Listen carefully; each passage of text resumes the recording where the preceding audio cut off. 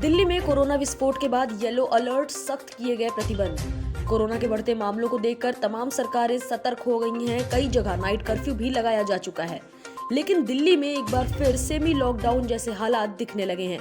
राजधानी में yellow alert जारी होने के साथ कई तरह की पाबंदियां भी लगाई गई हैं। दिल्ली में अब अगले आदेश तक school, college, cinema hall, banquet hall, gym, spa बंद रहेंगे, लेकिन सैलून खुले रहेंगे। इसके अलावा दुकानें और मॉल सुबह 10 बजे से रात 8 बजे तक ऑड इवन की तर्ज पर खुलेंगे। मेट्रो और बसों में 50% क्षमता पर ही सवारी चलेगी। इसके अलावा धार्मिक स्थल में भी श्रद्धालुओं की एंट्री बैन होगी। आरएसएस नेता इंद्रेश कुमार ने तत्कालीन सरकार पर लगाया साजिश का आरोप, कहा सोनिया गांधी और मनमोहन सिंह मांगे माफी। साल 2008 में हुए मालेगांव ब्लास्ट मामले में एक नया मोड़ आया है। दरअसल इस मामले में कल कोर्ट में सुनवाई के दौरान एक गवाह मुकर गया। गवाह ने कोर्ट में कहा कि उसे तत्कालीन जांच एजेंसी एटीएस द्वारा प्रताड़ित किया गया था और योगी आदित्यनाथ को झूठा फंसाने के लिए मजबूर किया गया था। वहीं अब इस मामले पर आरएसएस नेता इंद्रेश कुमार ने पूर्व प्रधानमंत्री मनमोहन सिंह और कांग्रेस अध्यक्ष सोनिया गांधी से माफी की मांग की है। न्यू ईयर पर सताएगी सर्दी, दिल्ली में हो सकती है बारिश, पहाड़ों में बर्फबारी से बढ़ेगी और ठंड। देश भर में मौसम और ज्यादा सर्द होता जा रहा है। कहीं भारी बर्फबारी तो कहीं शीतलहर से तापमान में लगातार गिरावट दर्ज की जा रही है। अगले 24 घंटे में उत्तर प्रदेश, मध्य प्रदेश और राजस्थान के कई हिस्सों में बारिश का अनुमान है। वहीं बदले मौसम के कारण लद्दाख और आसपास के क्षेत्रों में पश्चिमी विक्षोभ यानी वेस्टर्न डिस्टर्बेंस माना जा रहा है। आज से काम पर लौटेंगे एम्स आरडीए के डॉक्टर्स, जारी रहेगी फोरडा की हड़ताल।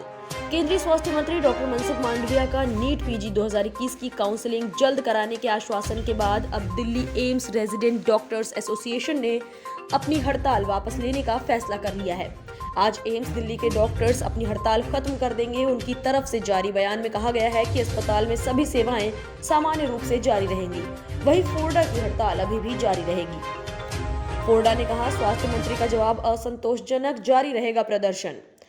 नीट पीजी 2021 काउंसलिंग में देरी को लेकर पिछले 12 दिनों से प्रदर्शन कर रहे दिल्ली के रेजिडेंट डॉक्टर्स के एक प्रतिनिधिमंडल ने केंद्रीय स्वास्थ्य मंत्री के साथ मंगलवार को हुई बातचीत का कोई नतीजा नहीं निकलने के बाद प्रदर्शन जारी रखने का फैसला लिया है। Federation of resident doctor association और केंद्रीय स्वास्थ्य मंत्री मनसुख मांडविया के बीच निर्माण भवन में बैठक हुई, लेकिन डॉक्टरों के संगठन ने कहा कि उनका जवाब संतोषजनक नहीं था। बिहार में नए साल पर पार्क में नहीं मना पाएंगे पिकनिक, कोविड के बढ़ते मामलों के बीच लिया गया फैसला।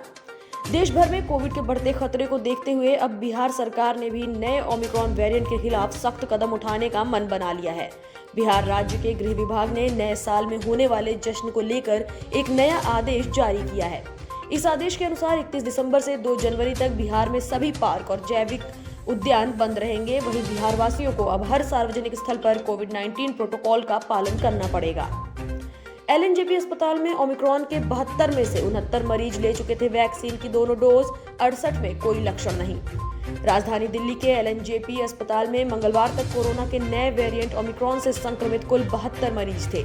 इन मरीजों के केस में खास बात यह है कि इन 72 मरीजों में से 69 लोगों को कोरोना की वैक्सीन की दोनों डोज और 3 लोगों को सिंगल डोज लग चुकी थी, यानी ओमिक्रॉन से संक्रमित हुए लोगों में ज्यादातर वैक्सीनेटेड थे।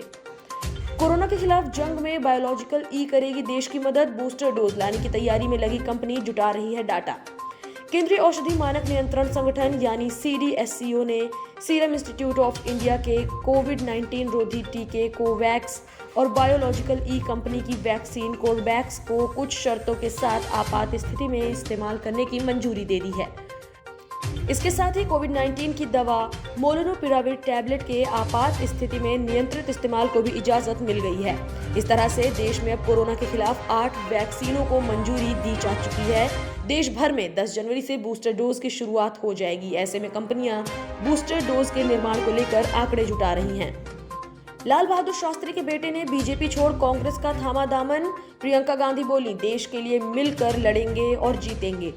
देश के पूर्व प्रधानमंत्री लाल बहादुर शास्त्री के बेटे सुनील शास्त्री ने एक बार फिर कांग्रेस का दामन थाम लिया है। सुनील शास्त्री मंगलवार को बीजेपी को छोड़कर कांग्रेस में शामिल हुए। कांग्रेस महासचिव प्रियंका गांधी ने उन्हें पार्टी की सदस्यता दिलाई। पंजाब में 5 जनवरी को एक मंच पर साथ दिख सकते हैं पीएम मोदी और कैप्टन अमरिंदर सिंह। प्रधानमंत्री नरेंद्र मोदी 5 जनवरी को पंजाब में भारतीय जनता पार्टी का चुनावी बिगुल फूंक सकते हैं। इस दौरान मंच पर पूर्व मुख्यमंत्री अमरिंदर सिंह भी मौजूद रह सकते हैं। प्रधानमंत्री का पंजाब के PGIMR के सैटेलाइट केंद्र का फिरोजपुर में उद्घाटन करने का कार्यक्रम है और इसके बाद वे एक रैली को संबोधित कर सकते हैं। बीजेपी सूत्रों ने मंगलवार को ये जानकारी दी।